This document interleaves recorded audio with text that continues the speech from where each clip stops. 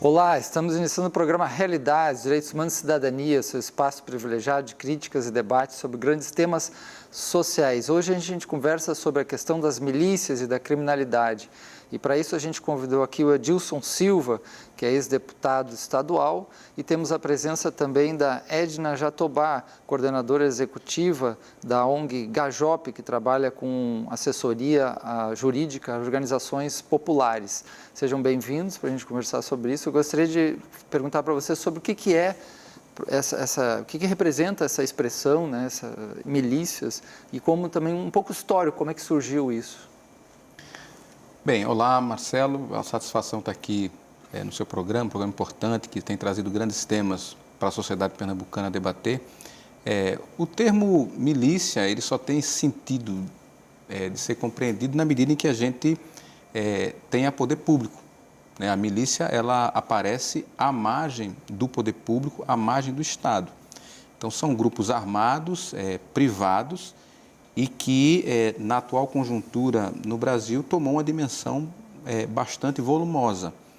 Existe aí uma peculiaridade no nosso país, especificamente no Rio de Janeiro, por conta da forma como se organizou e pela forma como adquiriu musculatura institucional naquele Estado, e isso sendo projetado hoje para o governo federal por conta dos indícios fortes de que existe ligação entre a família do presidente, né, que tem aí vários filhos na política, são do Rio de Janeiro, com esses grupos. Então, esse é um tema bastante caro, porque tem a ver com um déficit muito grande da presença do Estado na vida das pessoas, das comunidades, desses territórios.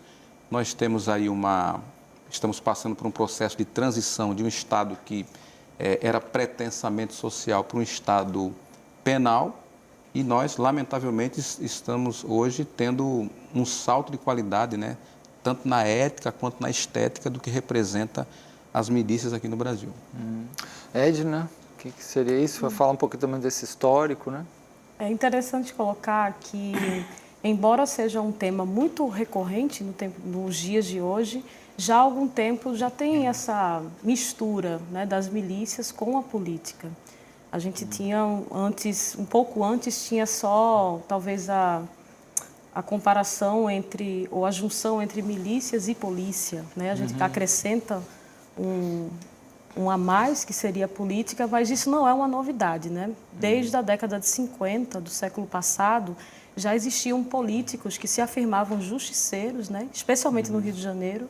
Tem uma figura chamada Tenório Cavalcante, que andava com a submetralhadora, vestido de preto, era chamado Homem da Capa Preta. Famoso, virou até legado o nome do filme, exatamente. Né? E ele se afirmava um justiceiro, e ele foi eleito deputado federal por 3 mandatos, assim, com muitos votos, já com essa pauta, né, do populismo penal, de dizer que ia resolver os problemas, garantindo segurança e etc.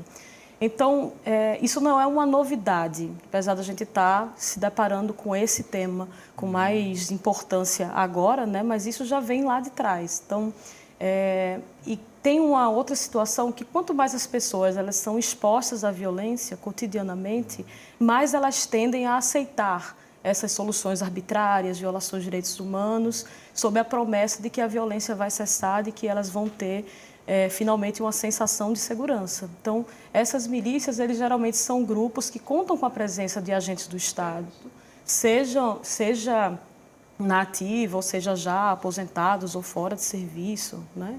Que foram expulsos das forças policiais, e que eles têm um rol grande de atividades. Não é a caracterização apenas a prestação de uma segurança alternativa, já que o Estado não consegue, né, dar essa segurança à população. Mas eles estão estendendo também, visando lucro em outras áreas, como a venda de gás de cozinha, como internet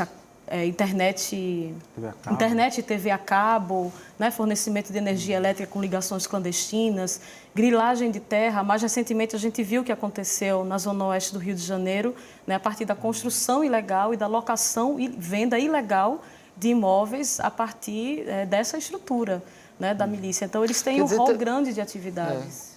Isso lembra um pouco até alguns elementos assim da máfia, então. Máfia, Lembra. né? Tem a máfia italiana, né? Ou em outros lugares, que apareceu no Estados Unidos, em outros lugares. Né? Teve muita comparação que estava se vivendo no Rio de Janeiro, especialmente depois da década de 50, com o que acontecia em Chicago, né? Mais ou menos em 1920. Tem sim. Talvez seja um cenário brasileiro, uma versão brasileira do que acontecia. Eu acho, inclusive, eu estava falando com o Marcelo antes de começar o programa, que o Tropa de Elite, Filme Tropa de grande filme, né? Do Zé Padilha, ele mostra como aconteceu essa evolução ali no Rio de Janeiro. E o que nós tínhamos? Nós temos no Rio de Janeiro uma população que é expulsa do mercado formal de consumo e de produção, e pela topografia da cidade, com muitos morros, né, a população vai se afastando e constitui naquela região ali uma economia paralela. E obviamente que existe uma demanda e uma dinâmica do narcotráfico naquela região ali, e isso acaba se misturando, né? Você cria ali uma riqueza que circula e você tem uma demanda que precisa de água, que precisa de gás, que precisa de transporte, que precisa de tudo. E acaba isso se misturando. E naquele filme tem uma cena que mostra especificamente, né, quando aqueles policiais corruptos que estão ali extorquindo, né, sendo sócios do narcotráfico, percebem que o dinheiro do narcotráfico, aqueles narcotraficantes, eles têm uma dinâmica conjunta com toda a economia que acontece naquela comunidade. E aí eles percebem que é muito mais vantajoso, além deles se associarem ao tráfico, eles tomarem conta do conjunto daquela economia e acabam se associando com transporte alternativo, com venda de gás, de água, de TV a cabo, etc. E acaba se fortalecendo e se transformando num verdadeiro poderio econômico, até o ponto de chegar onde Edna colocou aqui. Nós vimos na zona oeste do Rio de Janeiro vários edifícios sendo construídos, inclusive caíram, parece que foi 1 ou 2, matando várias pessoas, e isso vai se constituindo numa força econômica e numa força política, que não atua só em atividades ilícitas, mas em atividades lícitas também. É verdadeiro mercado, lícito e ilícito, né? Que coisa incrível. E a ligação com o tráfico, então, porque a figura do tráfico, do traficante, é coisa muito, né, no mundo inteiro. E aí a figura das milícias tem uma ligação com os tráficos, são grupos que competem, né? Como é que é essa configuração desses grupos, assim? E aí a polícia, né, o milícia, o tráfico... Existe um discurso para poder legitimar a milícia de que a milícia vem combater o narcotráfico, vem combater uma atividade ilegal. Então, assim, isso é a plataforma de legitimidade que a milícia utiliza. Mas não foi por isso que alguns políticos até falaram bem de milícias? Apareceu na rede social amplamente em alguns momentos. O próprio presidente já se expressou, colocando que a milícia começa como uma coisa positiva e depois alguns setores se degeneram. Mas esse é o lastro de legitimação social, política, ética, que esses grupos acabam tendo para poder... se fortalecer, se estabelecer. Mas eles também fazem parte do tráfico, então? Tem uma ligação com o tráfico? Olha, a gente não pode tratar isso também de forma, geral, né? De forma homogênea. Eu acho que existem outras formas de crime, porque a gente acaba linkando muito a questão da milícia a narcotráfico, mas esse pessoal assassina, esse pessoal rouba, esse pessoal extorque, esse pessoal comete vários tipos de ilícitos penais. Então, o fato de estarem ou não lidando com o narcotráfico, né? A gente não está lidando especificamente com um tipo penal, com um tipo criminal. São vários tipos.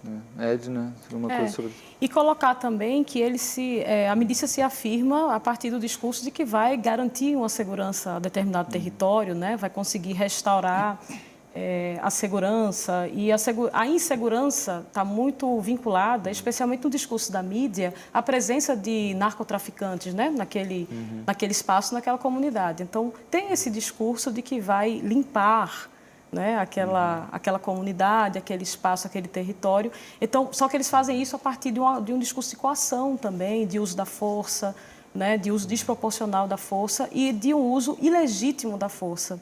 Porque quem ainda tem o monopólio da força, né, para garantir a segurança é o Estado. E as milícias, elas são organizações paramilitares, né, elas se caracterizam dessa maneira. Então, são organizações paramilitares que elas visam lucro, que elas visam o domínio do território e o domínio das pessoas que vivem naquele território. Então, começa com um discurso de, não, vamos garantir, mediante uma pequena taxa, né, a sua segurança, e daqui a pouco vai expandindo, e as pessoas que não aceitam mais, digamos assim, as regras que a milícia está impondo naquele espaço, são pessoas que ficam ameaçadas de morte, são pessoas que são colocadas para fora daquela comunidade, daquele território. Então, há pouco tempo atrás, não se tinha tipificação de organização de milícias, né? Se tinha tipificação de organização de quadrilhas, formação de quadrilhas, etc. Então, milícia é um termo novo no Código Penal, apesar de existir já há algum tempo. E a ligação com a institucionalidade dessas milícias, vocês tocaram alguma coisinha, mas a ligação assim, da influência desses grupos, né, em relação à própria política, vocês citaram a política, mas as instituições em gerais, como é que é isso? Eles têm, esse poder é crescente ou é uma coisa pequena ao lado do Estado, das instituições, eles têm uma penetração nas instituições sociais e públicas, ou não, política, então? Como é que você... Então, mais uma vez, o Rio de Janeiro é, vamos dizer assim, a localidade onde isso se apresenta de maneira mais dramática, né? Eu faço política, nós percebemos que tem várias comunidades, vários territórios, vários colégios eleitorais do Rio de Janeiro que você não pode entrar. Você não pode entrar. Eu fui da Executiva Nacional de um partido até pouco tempo e nós tínhamos essa dificuldade. Você cria verdadeiros currais eleitorais. E no Rio de Janeiro, na última eleição, não me lembro agora o número, mas foram vários candidatos assassinados. Ou seja, uma guerra que mistura ali, obviamente, candidatos ligados ao narcotráfico, mas também à milícia, foram assassinados por conta disso. Então, existe uma presença institucional muito forte. Especificamente no caso do assassinato da Marielle, nós temos sempre na linha de investigação políticos de mandato envolvidos diretamente em quase todas as linhas de investigação. Né? E tem a ver com o quê? Tem a ver com o fato de a Marielle estar exatamente atuando em áreas que têm esse tipo de conflito, não só com o narcotráfico, mas também com milícias. E existe também a presença forte nas linhas de investigação de ex-agentes de segurança, né? Ligados a batalhões e etc. Então, existe tanto da linha de investigação, existem indícios de participação de pessoas ligadas à política, como indícios de participação de pessoas ligadas à polícia.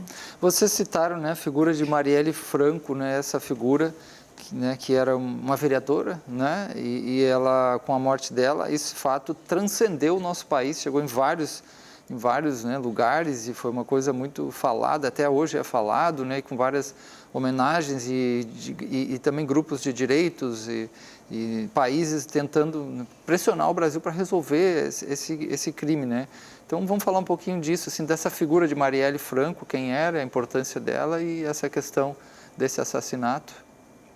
Marielle era parte de uma resistência popular histórica do povo pobre, favelado, do Rio de Janeiro. Isso é uma resistência muito antiga, né? Isso vem de muito tempo atrás, mas já teve presença institucional forte, como a ex-governadora Benedita da Silva, mas numa fase renovada, numa fase de você estabelecer uma dinâmica diferente para a política do Rio de Janeiro. Já uma resposta das próprias comunidades, ela era da Maré, aquele estado de coisas, né? Nós vivemos no Rio de Janeiro uma situação de caos, onde, mais uma vez, o Rio de Janeiro é vanguarda, onde o estado social, né, se esvai e vai se agigantando tanto um estado penal quanto um vazio de estado absolutamente criminal, né, onde você tem uma situação mais dramática do extermínio da juventude negra, do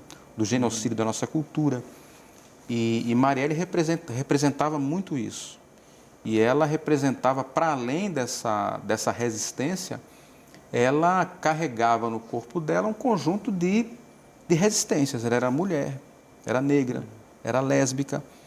E, como eu falei logo no início, essa movimentação das milícias está inserido dentro de um contexto de retrocesso de direitos e de utopia no passado, onde você questiona, né, o papel da mulher na política, o papel do povo negro na política, o papel da população LGBT na política.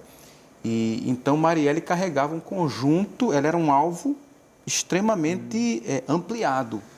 Eu ouvi alguns analistas falando que Marielle, ela fazia parte dos corpos matáveis e tem corpos não tão matáveis, né? Exato. Então, porque várias pessoas que eram brancas com poder, ou como juízes, ou pessoas que tinham uma influência, que poderiam também, né, que atuam numa visão assim crítica, né, que não são tão matáveis, e ela é um corpo que você falou, né? O negro, a mulher, né? Que vem da periferia. E aí né? A questão de lésbica, que já pega um monte de preconceito de uma série de pessoas. Porque ela se apresenta como o empoderamento direto da comunidade. E isso atenta contra uma estética, contra uma ética e contra um paradigma que se estabelece, né, na cabeça das pessoas, de quem tem acesso ao poder, de quem pode fazer política. Isso é muito perigoso, Então, Marielle foi vítima disso tudo. Era amiga minha, conhecia bastante, era uma pessoa com uma capacidade enorme de trabalho, mas ela estava num ambiente muito belicoso. Né? E o que nós vimos depois da morte de Marielle mostra que as coisas se encaixam. Né? A gente tem hoje um governador no Rio de Janeiro que deu um salto de qualidade, né, na desumanização das políticas públicas. É um governador que sobe no helicóptero para disparar tiros contra a população civil. Tivemos recentemente a morte de 8 pessoas a partir de disparos de um helicóptero. E a gente sai da pauta de ser contra o extermínio da juventude negra e passa para a pauta se nós vamos admitir ou não snipers que tenham o direito de abater, né, e o nome é esse, abater pessoas que estejam portando fuzis. Ao mesmo tempo em que a gente tem um presidente que estava recentemente liberando fuzis T4 para ser utilizado pela população civil. É uma situação caótica. É uma coisa... Para quem não sabe, né, esse governador, Witzel, né, que foi eleito, né, recentemente no Rio de Janeiro, saiu toda a imprensa na rede social, né, ele num helicóptero lá com outros policiais, né, atirando, né, inclusive atiraram em tendas que, por sorte, estavam vazias, eram tendas de pessoas evangélicas fazendo um acampamento religioso. Foi uma coisa escandalosa, sorte que não tinha ninguém dentro, né, porque senão teria sido mais uma chacina. E aí, esse é um fato que correu até o mundo, né, de tão escandaloso, que mais um dos capítulos brasileiros sobre isso. Então, a gente tem que fazer um pequeno intervalo e volta logo em seguida a conversar sobre esse tema aqui com os nossos convidados. Já, já. Estamos de volta conversando hoje sobre o tema milícias e criminalidade, com a presença do Edilson Silva, ex-deputado estadual, e temos também a Edna Jatobá, coordenadora executiva da importante ONG Gajope. E nós falávamos aqui sobre Marielle Franco, né? Aí a Edna podia falar um pouquinho também sobre essa importância dessa figura e esse assassinato, né, que está em aberto, né? Para além de tudo que Edilson já colocou, tem uma coisa interessante para destacar. Em 2008, teve uma comissão parlamentar de inquérito, né, na Alerj, no Rio de Janeiro, sobre as milícias. E essa CPI, ela terminou com o indiciamento de mais de 200 pessoas. 200 pessoas indiciadas? Sim, e foram presas pessoas, inclusive políticos, né, importantes do Rio de Janeiro. Então, isso acendeu um alerta para as organizações criminosas, para as milícias, do quanto a atuação, né, política responsável, contundente, ela poderia causar danos, né, às suas organizações e às suas estratégias. Então, eu também penso que isso teve um peso, né, o fato de se conseguir avançar politicamente na condução da CPI, né, para o indiciamento de pessoas, prisão de políticos. Isso mexe um pouco nas estruturas e aponta, dá o recado para a milícia de que a atuação política ela pode pode reverberar contra as organizações criminosas. Então, quando começaram a perceber, né, a condução destacada, a participação da Marielle em busca de respostas, em busca de entender como aconteciam alguns processos ligados a essas organizações, cuidaram logo de sufocar, né, nessa voz dissonante naquele espaço, e culminou com essa tragédia. Tragédia não, com esse crime, né? Então, veja, o que a gente tem notícia das linhas de investigação é que se colocava que Marielle estava muito interessada e se debruçando muito sobre a situação de grilagens de terra na Zona Oeste, no Rio de Janeiro. Na Zona Oeste que acontece essas grilagens de terra, as construções ilegais, a locação de imóveis de maneira ilegal, a venda de apartamentos de maneira ilegal, que culminou na tragédia que aconteceu. Expulsão de famílias, né? Expulsão de famílias, etc. Então, está muito claro, né, a participação dessas organizações no assassinato da Marielle. A gente não está contente com as respostas que foram colocadas quando completou 1 ano do assassinato da Marielle e do Anderson, né, colocou-se quem estava por trás não ficou claro. Ficou claro quem foi mandado matar. Sim, porque aí acharam também armas, né? Tudo saiu na imprensa, tudo isso. Mas não é suficiente. Condomínio. A gente não quer saber só quem apertou o gatilho. A gente quer saber quem mandou matar Marielle, né, e Anderson. Pois é. Aí é importante também a gente falar para o nosso telespectador de que a gente está falando do Rio de Janeiro, que não é uma coisa tão distante, porque alguns analistas acham que, conforme o que acontecer no Brasil, na questão social, né, a gente pode... O Rio de Janeiro é até um cenário possível para que várias cidades capitais cheguem até lá, se tornem algo parecido também. Vocês acham que isso é possível? Se a situação piorar, a gente pode começar a expandir essa criminalidade, porque a criminalidade tem uma ligação direta com a vida social, né, econômica das pessoas. Né? É bem possível. Eu acho que esse fenômeno da milícia, ele acontece no Brasil todo, sobretudo nas grandes cidades, não de forma homogênea, de forma híbrida. Nós temos, assim, vários bairros do Recife, Turma do Apito. A gente chama Turma do Apito como uma coisa... Mas é algo que é um embrião disso, sabe? O que significa a Turma do Apito naquele bairro da periferia? Significa uma demanda que aquela comunidade tem por segurança. Ou seja, o policiamento estatal, o serviço público de segurança, ele não está atendendo. O que é a Turma do Apito? Turma do Apito são pessoas, sabe? Uma segurança privada que você passa pelas ruas cuidando da segurança. Quem mora nas periferias aqui da região metropolitana sabe do que eu estou falando. Então, óbvio que isso pode se desenvolver. Na medida em que o Estado não desenvolve políticas públicas participativas, condizentes, que garantam, de fato, uma sensação de segurança na população, se você permite que a população fique à mercê de uma condição de insegurança pública, óbvio que isso cria uma demanda. E a gente vive numa sociedade de mercado. A tendência é que isso se transforme numa mercadoria e isso pode se desenvolver. A própria segurança privada, as empresas mesmo, cresceram assim, espantosamente nas últimas décadas, não foi isso? Sim. E é bom colocar também o seguinte, que o fenômeno das milícias, ele se apresenta com intensidades diferentes e com roupagens diferentes, né, em todo o território brasileiro. Né? A gente não está falando da mesma milícia que acontece em Recife, a mesma milícia que está posta no Rio de Janeiro. Também não quer dizer que em Recife, região metropolitana, não existe milícia. A gente conviveu aqui em Pernambuco, há poucos anos atrás, com a realidade de grupos de extermínio muito forte, né? Que tinha esse nome, grupos de extermínio, que a gente, na época, não associava ao nome milícias, mas que são coisas muito semelhantes. Então, esses grupos de extermínio, eles eram responsáveis por uma quantidade enorme de crimes violentos, letais e intencionais, né? Dos homicídios, lesões corporais seguidas de morte. Então, inclusive, foi no início do Pacto pela Vida, teve uma ação forte, né, para desbaratar esses grupos de extermínio, porque eram pessoas que matavam no atacado e não a varejo.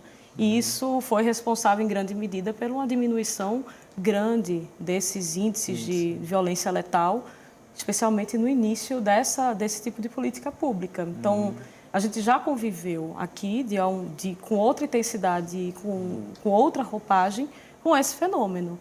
Agora, o que a gente está voltando, o que a gente pode voltar a conviver é esse fenômeno de novo do justiçamento dos grupos de extermínio, né, com o verniz da alternativa da segurança, a partir da regulamentação do posse, do porte de armas, como está posto nesses últimos 3 decretos presidenciais. Então, a gente está falando de mais presença de arma e lembrando que as milícias são grupos paramilitares, são grupos armados, sobretudo, né? E quanto mais disponibilidade de armas, mais presença de armas, mais possibilidade de violência letal e de organizações criminosas desse tipo. A gente vai falar também sobre essa questão das armas, que é bem importante, está bem agora em voga novamente, né? Mas assim, eu acho que Edilson falava esse ponto da ligação da questão social com a produção dessa criminalidade, né? Se puder falar mais sobre isso, assim, sobre essa ligação. Então, veja, a milícia, o justiçamento privado, ele tem a ver com o rompimento de um contrato social que nós temos. O cidadão comum, ele tem um pacto, nós temos um pacto. Né? Nós pagamos impostos, nós aceitamos a institucionalidade, nós aceitamos os arranjos institucionais que existem, você vota em vereador, você vota no prefeito, no governador, você tem um poder judiciário que você banca, enfim. E você tem que ter um retorno disso, em forma de política pública, na saúde, na educação, na segurança, no transporte, enfim. E na medida em que isso não ocorre, na medida em que o Estado não comparece, a sociedade tende a buscar um arranjo próprio, um arranjo privado para isso. Então é muito comum você ter, sobretudo aqueles que têm um patrimônio mais avolumado, eles chamarem para si uma segurança privada. Nas comunidades mais carentes aí, quem tem um mercadinho e tal, tenta fazer ali algum tipo de arranjo. E nós, na medida em que nós temos também o aparato estatal em péssimas condições de trabalho, né? Eu fui deputado 4 anos, fui presidente da Comissão de Cidadania e Direitos Humanos durante esses 4 anos, nós percebemos a situação bastante ruim de trabalho que muitos policiais têm e que são levados obrigatoriamente a fazer bico, a fazer bico no setor, né, no mercado, etc. e tal. E você acaba criando uma zona híbrida, cinzenta, em que o Estado vai se misturando através do seu agente com uma atividade privada. Então, aí você tem conivência, você tem vista grossa, você vai construindo um caldo cultural que é terrível, porque isso não é normativo, né? Você não resolve isso com decreto, você vai construindo uma prática que vai desenvolvendo essa cultura da participação de agentes do Estado, misturados com agentes que não são do Estado, para poder auferir resultados pontuais de melhoria das condições de segurança numa outra situação. Isso acaba trazendo para esse agente, para esse serviço clandestino, muitas vezes, um suposto direito de fazer uma cobrança sobre aquela comunidade, sobre aquele pequeno comerciante. E isso vai se desenvolvendo. Isso vai virando uma indústria subterrânea, uma indústria de segurança privada, clandestina, subterrânea. E é assim que o negócio vai crescendo. Então, é preciso que haja política pública, né? Edna pode falar sobre isso muito mais do que eu, porque ela é especialista na área, mas é preciso se construir política pública de segurança com participação da sociedade para que a gente não permita que posturas como essas se desenvolvam. Nós temos aí um cancro avançado no Rio de Janeiro, que é um exemplo de onde isso pode parar. Isso pode chegar no Ministério Público, isso pode chegar no Tribunal de Justiça, pode chegar na Assembleia Legislativa, pode chegar no Palácio do Governo, pode chegar na Presidência da República, talvez, nos gabinetes. E aí a situação para você retroceder, quando você chega aí, é muito difícil, demora talvez décadas para a gente poder reverter essa situação de caos. Edna, quer comentar um pouco sobre essa questão da importância das políticas públicas, né? A questão da ligação da violência, né? O combate à violência, né? E toda uma visão, as pessoas entendem muito a visão repressiva, né? De ação repressiva, de policiamento de armas, né? E aí arma para algumas pessoas é uma grande sensação de segurança, a gente vai falar sobre isso, né? Mas tem toda a base fundamental dessa questão para debelar a violência, que são as questões estruturais, né? As dimensões de políticas públicas. por exemplo, né? São muitas coisas para destacar. Uma delas é entender a segurança pública de maneira transversal, que ela se realiza com a presença do Estado não só a partir da repressão, mas a partir da prevenção à violência, a partir de saneamento básico, a partir da educação, a partir do lazer, a partir da cultura, da saúde. Então, enquanto não se perceber a segurança como um conjunto de realização desses direitos, a gente vai continuar engrossando as estatísticas de violência letal e perpetuação de organizações criminosas, né, as milícias, nos territórios. Uma outra questão que a gente precisa destacar é o seguinte: as milícias, elas têm uma estrutura muito semelhante, embora no sentido oposto, do policiamento comunitário, que é o policiamento que faz a interface com a comunidade, que conhece os moradores, que percorre a pé, né, os becos e vielas daquela determinada comunidade, que conhece as estruturas de lazer, conhece os horários, conhece o funcionamento do comércio e, enquanto Estado, tem condições de dar uma retaguarda melhor para prevenir atos de violência naquele território. Então, a milícia, ela se utiliza dessa formatação, né, um pouco dessa filosofia do policiamento comunitário, que, infelizmente, as milícias, elas contam muitas vezes com agentes do Estado, né, no exercício ou não de sua função, principalmente da segurança pública, e eles aproveitam muito essa estrutura, que é uma estrutura que renderia muitos frutos de prevenção, né, que seria muito mais eficaz do que uma ação meramente repressiva, né? Então, eles conseguiram capitalizar essa filosofia de policiamento comunitário para uma coisa ruim, para uma coisa ligada à coação, ao medo, né, para o cometimento de outros tipos de crime. E o Estado ainda não conseguiu colocar essa situação da filosofia do policiamento comunitário a favor da população, né, e a favor de uma sociedade mais com menos insegurança, né, uma sociedade mais segura. Edilson, alguma coisa sobre isso, sobre esse ponto?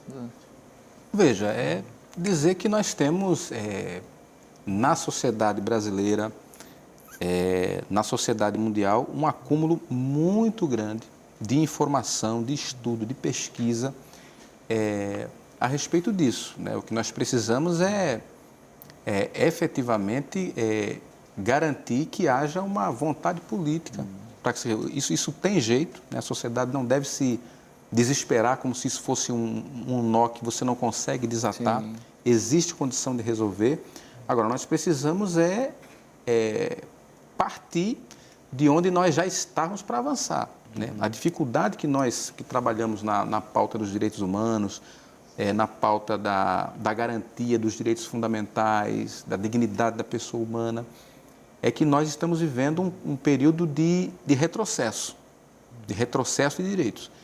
E um retrocesso que tem no DNA do seu discurso, né, para a população, uma proposta de resolver. Então, assim, você não resolve isso com mais armas. Você não resolve isso colocando mais armas para a população. Na verdade, o que existe por trás disso é um conceito liberal de sociedade. Sabe? Você pegar e dizer, olha, cidadão, você resolva aqui. É o mesmo conceito da reforma da Previdência, por exemplo. O conceito de capitalização. Faça a sua poupança para você ter a sua previdência. Garanta as condições para que você tenha o seu plano de saúde. Garanta as condições para que você tenha a educação do seu filho privada, como você quiser. Não reclame do transporte público. Garanta as condições para que você tenha um carro particular. Deixe a segurança por sua conta. Sabe? Garanta comprar uma arma. Tá? Então, esse é o fim do mundo. Esse é o fim do mundo. Esse é o fim de um contrato social que nós temos e o fim de uma sociedade minimamente equalizada para garantir que todos tenham acesso ao mínimo de dignidade. Então, a gente continua aí lutando bastante para que a gente possa efetivar direitos, para que a gente possa garantir, como Edna bem colocou, compreender segurança pública como algo que diz respeito a um conjunto de fatores que atuam de forma transversal entre si. Isso tem a ver com moradia, tem a ver com esporte, tem a ver com cultura, tem a ver com um conjunto de fatores que são, inclusive, fatores geradores de crescimento econômico e geração de desenvolvimento também. Tudo isso, se você desenvolve, isso não é gasto. Isso pode ser um investimento no primeiro momento, mas no momento seguinte isso se transforma em demanda para o próprio mercado. Então existe saída sim, a saída não é de forma nenhuma a gente está armando a população, a gente está sendo conivente com milícias, essa situação só vai piorar as condições de vida da nossa população e o engajamento popular e a participação da população nas políticas públicas é que vai garantir que a gente tenha uma sociedade mais equilibrada e garantindo cidadania para todo mundo. Você falando, me lembrando de alguns casos internacionais, né? Um deles muito famoso, até a gente já comentou um pouco aqui, que é o caso da Colômbia, né? Como ela passou por crise muito forte ligada ao narcotráfico, a perda dessa estrutura, né, social e ameaça, uma crise séria, institucional. E um dos pontos tem tudo a ver com isso, né, que a Colômbia tomou, né, essas medidas, inclusive de combate a essa visão mais bélica, né, toda a questão das mediações de conflitos, a dimensão cultural, que foi uma coisa muito interessante. Esse ponto vale a pena estudar esse caso e ver a importância dessa dimensão também de pensar o que é o efeito de uma sociedade mais armada, mais bélica, mais desestruturada, né, com, por exemplo, né, grupos em conflitos e aí dentro milícias, narcotráfico, entrando na própria política e como poder, de alguma forma, reverter isso. Mas a gente vai continuar conversando sobre isso no próximo bloco, já voltamos aqui. Voltamos aqui com a nossa conversa, o nosso debate sobre esse importante tema das milícias e a criminalidade. Aí no último bloco o pessoal falava aqui sobre a questão, já entrando na questão das armas, né? A dimensão bélica, armamentista, as consequências disso, ou até, para alguns, quem sabe, a importância disso. Mas vamos falar um pouquinho disso, né? Já que está no ar, muito importante esse tema tem voltado, do armar a população como uma sensação de segurança, né? O que vocês acham disso? Então, é interessante que tem uma movimentação muito forte, né, da Presidência da República. Foram 3 decretos, né, nem terminamos o primeiro semestre ainda, todos voltados para a regulamentação ou da posse ou do porte de arma. Então, posse e porte, né? São duas coisas. Né? São duas coisas bem diferentes. Então, é uma promessa que vem da campanha do sujeito, do presidente da República, muito pautada, né, nesse populismo penal, nessa maneira de resolver as questões de segurança de maneira prática, simples e errada, né, que é o caso de tudo que vem sendo feito desse campo. Então, a gente teve um decreto em janeiro que tentava flexibilizar a posse da arma. E a gente teve 2 agora em maio, saiu um no dia 7, se não me engano, e um agora no dia 21. Então, agora avançando para a questão do porte. Então, ainda isso demonstra muito a crença, né, desse segmento, né, tanto do presidente como de quem o elegeu, que as coisas vão ser resolvidas a partir da bala, né, a partir da posse e do porte de armas. Então, é uma questão que ainda está sendo muito atacada, graças a Deus, pela sociedade, né, o STF está recebendo muitas demandas com relação a isso, porque não é uma questão constitucional, obviamente. A gente tem um Estatuto do Desarmamento que foi muito debatido, né, que se fez um referendo sobre um dos artigos que falava sobre a proibição ou não da comercialização de armas, que perdeu. Então, é permitido o comércio de armas, mas a gente não enterra o Estatuto do Desarmamento com isso. Então, tem uma tendência grande a caminhar para avançar para o porte, que é um medo nosso, né? Já é muito temerário as pessoas poderem ter regras flexibilizadas para terem as suas armas dentro de casa, tanto com a possibilidade de acidentes e etc., o próprio roubo dessas armas, né? Para a prática de crimes, enfim.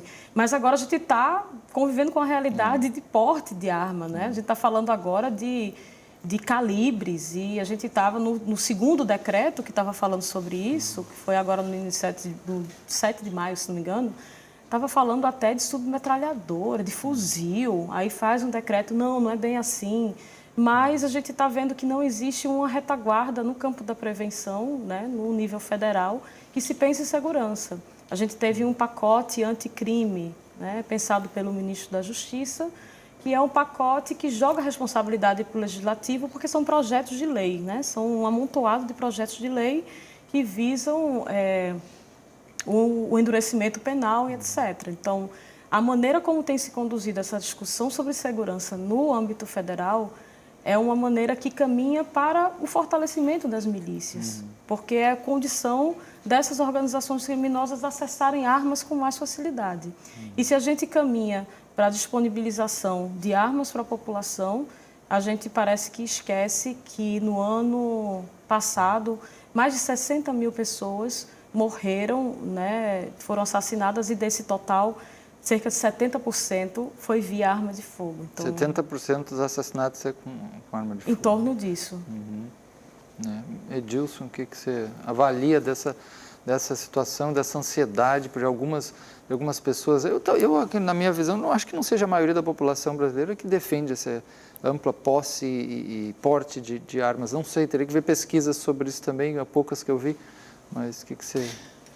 Não, o governo Bolsonaro, ele tenta manter a sociedade brasileira em alta temperatura, aquecida, como se tivesse ainda numa campanha eleitoral.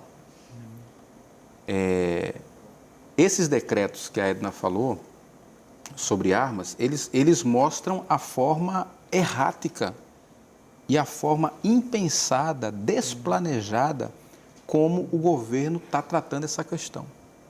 O último decreto, ele deixou para o Exército regulamentar quais são os detalhes com relação a calibre e como os fuzis poderão ser utilizados pelos proprietários rurais. Então, é tudo muito improvisado.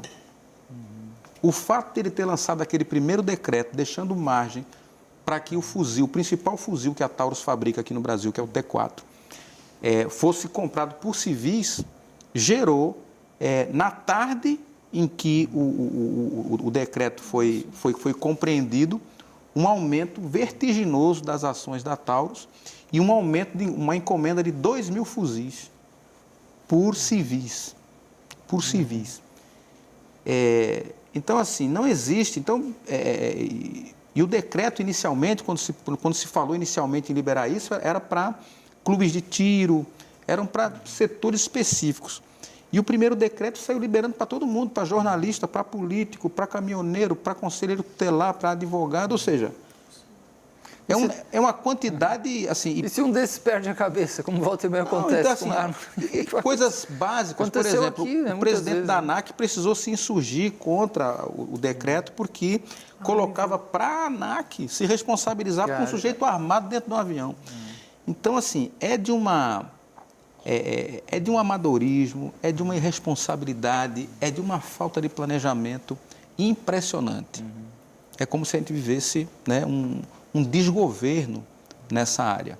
É um improviso terrível. Quando tem elementos básicos que, se não forem resolvidos, não vai resolver esse problema. Pelo contrário, a gente tem um desemprego de 14%.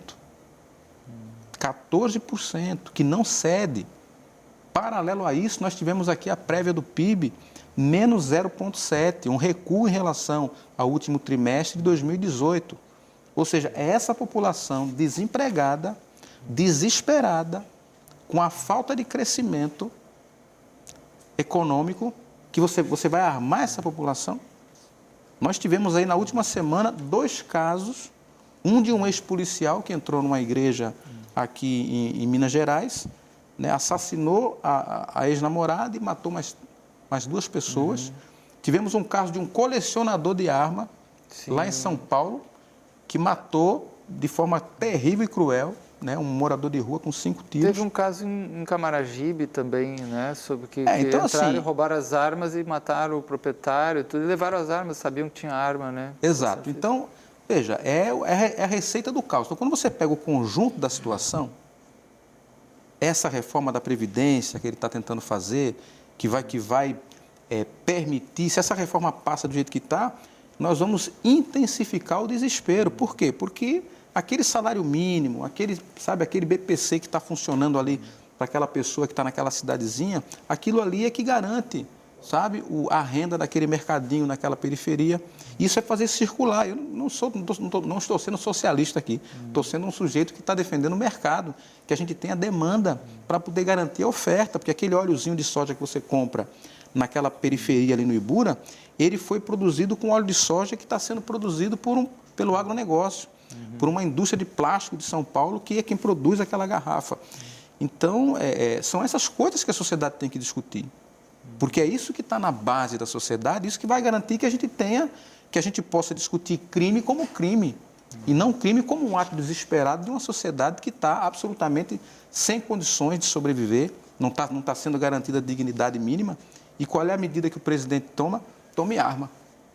Tome arma, vamos liberar a arma. Então, é uma situação bastante difícil. Quando você pega o conjunto da obra, por exemplo, propostas como exigir que os presidiários agora comprem a sua própria comida. O que significa isso? Isso parece uma vingancinha, né? Contra os presidiários. Mas o que significa isso? Significa você fortalecer ainda mais o poder dos grupos, das facções organizadas. Como é que você prende o sujeito e você vai exigir que ele garanta a alimentação dele no presídio? Ele está preso. Como é que vai funcionar isso? Então, assim, o conjunto da obra desse governo faz com que a gente olhe um pouquinho mais à frente e perceba que a tendência é que milícia aumente, que a criminalidade aumente, que o crime organizado aumente, né? E essas medidas burocráticas que o Moro está tentando colocar, esse pacote, né, anticrime que ele colocou, tudo isso se torna inócuo se a gente não tiver solução para esses problemas mais graves, garantir dignidade para as pessoas primeiro. Questões estruturais. De igualdade, né, de direitos, acesso a direitos, né, previdência, etc. Eu queria puxar um pouquinho para os indicadores aqui de Pernambuco. Sim. Em 4 meses, né, foram apreendidas 2.463 armas em Pernambuco, armas de fogo. 2.463. Foram apreendidas em 4 meses. Em 4 meses, segundo dados da Secretaria de Defesa Social, divulgados lá no site. E no ano passado, a gente teve aqui em Pernambuco 4.170 crimes violentos letais intencionais, considerando a média nacional, né, e a média também daqui, de 70% aproximadamente cometidos por arma de fogo. A gente tem uma quantidade razoável de apreensão. Imagina com a chegada de mais armas no nosso território. Né? A gente teve 4.170 em 2018, mas 2017 foi um ano caótico, a gente teve 5.426 mortes, a maioria delas cometidas com arma de fogo. A gente sabe que tem, sobre motivação desses crimes, a segunda maior motivação são crimes de proximidade. São pessoas, né, que se conhecem por uma briga, alguma questão assim, né, se desentende, tem acesso a uma arma, vai lá e mata outra pessoa. A segunda causa dessas mortes é crimes de proximidade. Sim, de toda a ordem, né? De toda a ordem, sim. Que são muitos. Mas é incrível isso, né? As pessoas têm que saber disso, porque elas acham assim, não, que quem mata é o cara, que é o bandido que mata só. A primeira causa está muito ligada, criminalidade à direta, disputa de território, por questão de drogas, tráfico, etc. Mas a segunda motivação são crimes de proximidade, que tem a ver com o acesso fácil que as pessoas têm a armas. Então, a gente pode prever um futuro muito triste, né, com relação a isso nessa questão. Bem, e, por fim, eu queria colocar que todas as outras medidas pensadas para a segurança, há um tempo atrás, faz nem uma década que a gente começou a pensar segurança também no âmbito federal, elas estão sendo, pouco a pouco, sucateadas ou destruídas ou finalizadas. O investimento, o projeto... A gente tinha, por exemplo, caminhado para a construção de um Plano Nacional de Redução de Homicídios, que tinha uma meta ousada de chegar numa média nacional abaixo de 10 homicídios para cada grupo de 100 mil habitantes. Hoje, o Brasil está numa média de 35, 36 homicídios para cada grupo de 100 mil habitantes. Então, esse Plano Nacional de Redução de Homicídios, ele tinha a possibilidade de estudar os territórios, de entender as dinâmicas locais, né, de realização desses conflitos, para conseguir que a política pública atuasse de maneira mais focada, né, e pontual em determinados territórios. Então, esse plano não existe mais.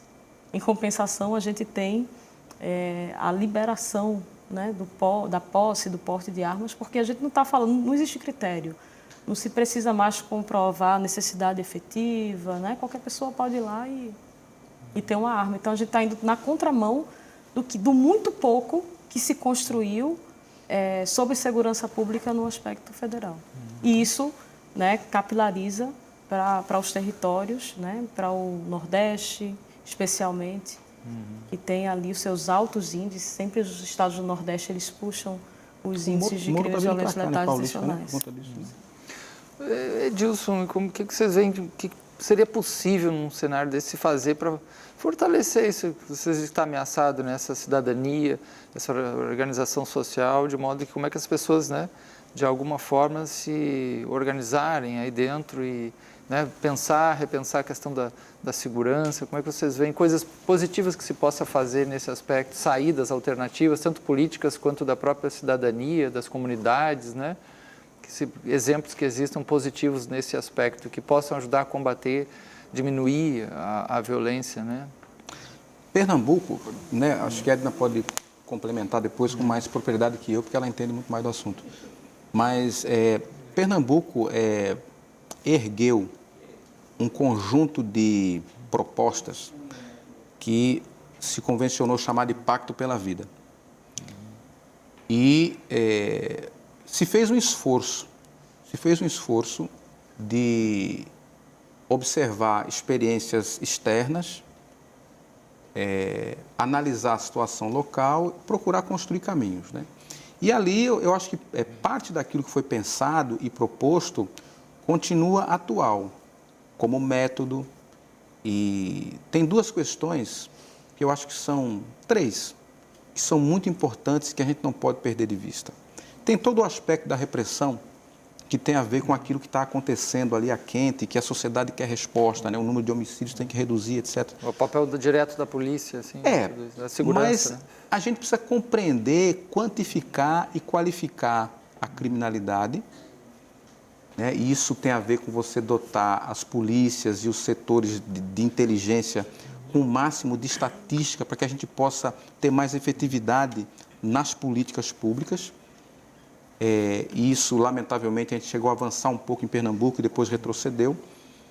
É preciso que a gente garanta a gestão democrática, o mais democrática possível, da política de segurança pública. Quem está na ponta, né, os pontos quentes, aqueles bairros onde você tem mais problema, é preciso que você busque o envolvimento daquela população na construção da política pública para que ela possa também ajudar no monitoramento, no acompanhamento daquela política, dos números, da evolução ou da involução, sem você ter a participação efetiva da sociedade no processo de gestão da política. Fica difícil porque ela é que está vendo se a viatura está passando, como está passando, o comportamento e construir canais de participação. Isso é muito importante. E a outra questão é trabalhar na prevenção. A prevenção social da criminalidade é fundamental. Então, é preciso que você estabeleça. O governo do Estado e a Prefeitura tem feito, aqui no caso de Pernambuco, tem feito algum esforço nesse sentido, assim, se sabe o caminho, né? Nós temos aí 2 compás construídos, temos Compás, né? Mas o compás e tal, mas ali é o paradigma, vamos dizer assim, mas é preciso que você intensifique isso, né? É preciso você transformar as escolas, as quadras de esporte, os campos de futebol, sabe, a arte e a educação em processos que capturem, que resgatem a nossa juventude, principalmente aquelas que estão naquelas regiões assim mais vulneráveis, para uma dinâmica de cidadania. Acho que são caminhos como esse que ajudam a resolver. Infelizmente, né, teremos bem mais a conversar aqui, esse tema é muito importante, né, bastante delicado, mas nosso tempo se esgotou, né? Então a gente tem que agradecer aqui muito a presença do Edilson Silva, né, deputado estadual, e também temos a Edna Jatobá, né, do GAJOP, né, coordenadora executiva do GAJOP. Agradecemos a todos conversando esse tema das milícias e da criminalidade. Obrigado, até a próxima.